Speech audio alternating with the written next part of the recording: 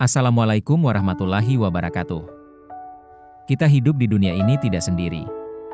Ada makhluk lain yang tak kasat mata, namun memiliki peran besar dalam perjalanan hidup manusia. Mereka adalah setan, musuh abadi yang telah Allah peringatkan dalam Al-Quran. Memahami hakikat setan adalah sebuah keharusan bagi setiap muslim. Pengetahuan ini menjadi bekal penting untuk membentengi diri dari segala tipu dayanya.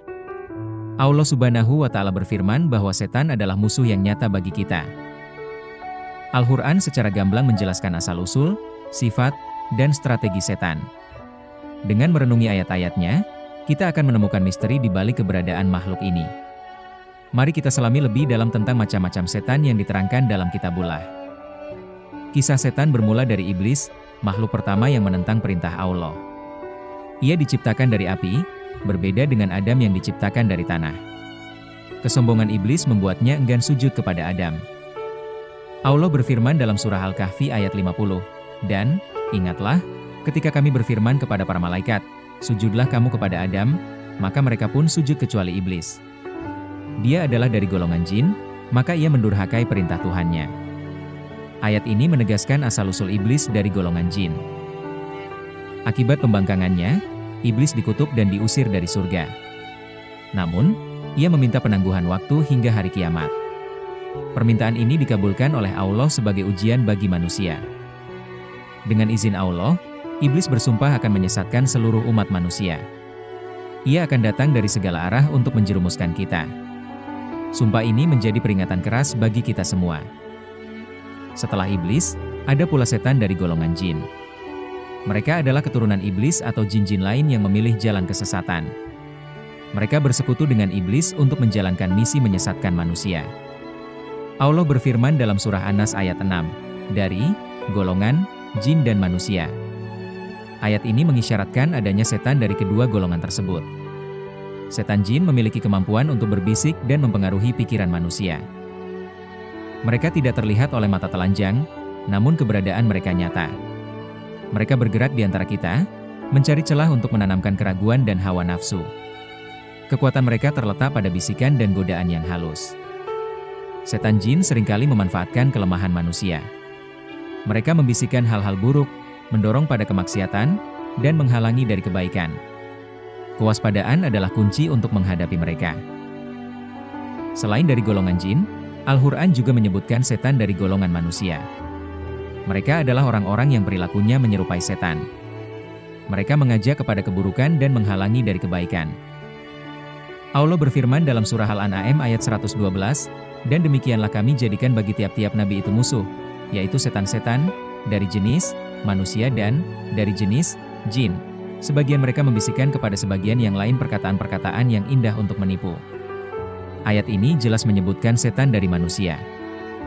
Setan manusia ini bersekutu dengan setan jin dalam menyebarkan kejahatan. Mereka menggunakan lisan dan perbuatan untuk menyesatkan orang lain. Mereka menghias-hiasi kemaksiatan agar terlihat menarik. Mereka bisa berupa teman dekat, pemimpin, atau siapa saja yang memiliki pengaruh. Perkataan mereka manis di lidah namun beracun di hati. Mereka mengajak pada perpecahan, fitnah, dan dosa. Salah satu strategi utama setan adalah waswas, yaitu bisikan halus ke dalam hati dan pikiran manusia.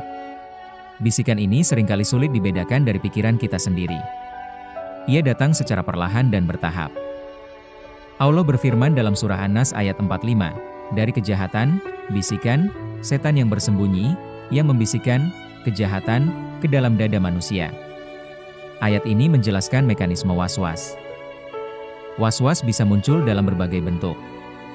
Ia bisa berupa keraguan dalam ibadah, seperti sholat atau wudhu. Ia juga bisa berupa dorongan untuk berbuat maksiat atau menunda kebaikan. Setan membisikkan keraguan tentang keimanan, tentang takdir, atau tentang kebenaran agama.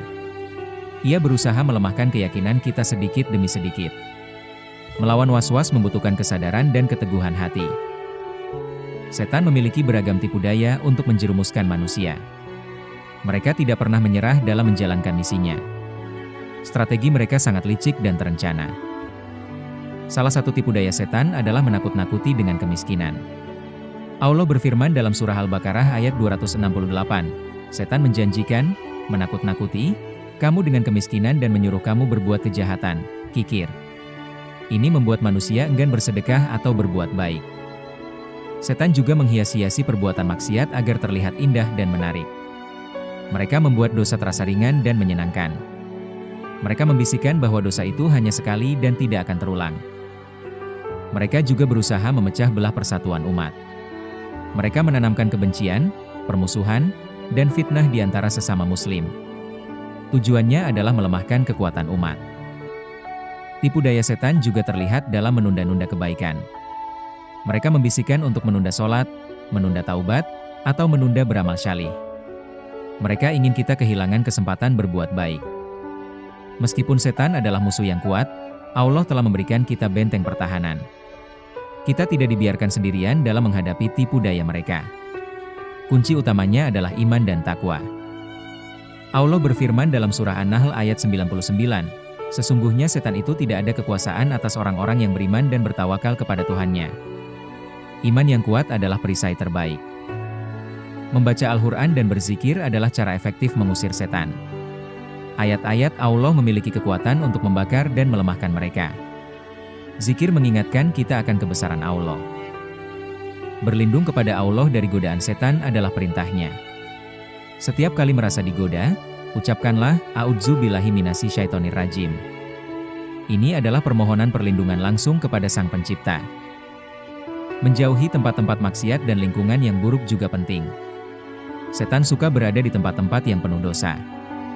Lingkungan yang baik akan membantu kita tetap istiqomah. Keberadaan setan adalah ujian bagi keimanan kita. Mereka akan terus berusaha menyesatkan hingga akhir zaman. Namun, Allah telah memberikan kita petunjuk dan kekuatan untuk melawan mereka. Dengan memahami macam-macam setan dan tipu dayanya, kita menjadi lebih waspada. Kita tahu dari mana musuh datang dan bagaimana cara mereka menyerang. Pengetahuan ini adalah senjata kita. Mari kita perkuat iman, tingkatkan takwa, dan senantiasa berlindung kepada Allah.